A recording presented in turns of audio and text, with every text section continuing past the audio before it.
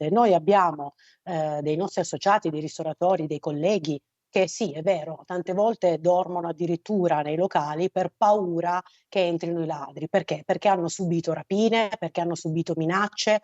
Una vera e propria emergenza, quella che riporta la presidente dei ristoratori Veneto, che riguarda furti, rapine, atti di vandalismo nei confronti di bar e ristoranti, da Belluno a Treviso passando per Verona.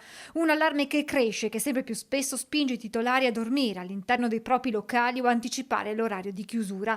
Un pericolo che continua anche quando i responsabili terminano di scontare la pena inflitta.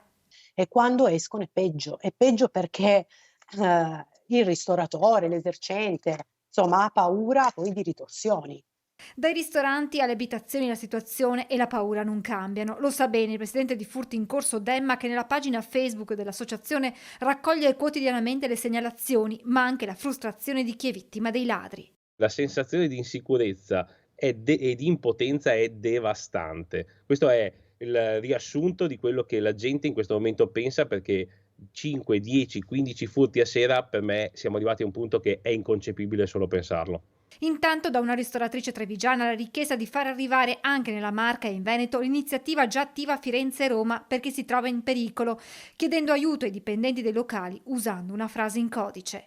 Chiedere "Ask for Angela" oppure "Dov'è Angela?", insomma questa è la frase, per essere aiutata, perché magari è seguita o magari è importunata nel locale stesso, insomma.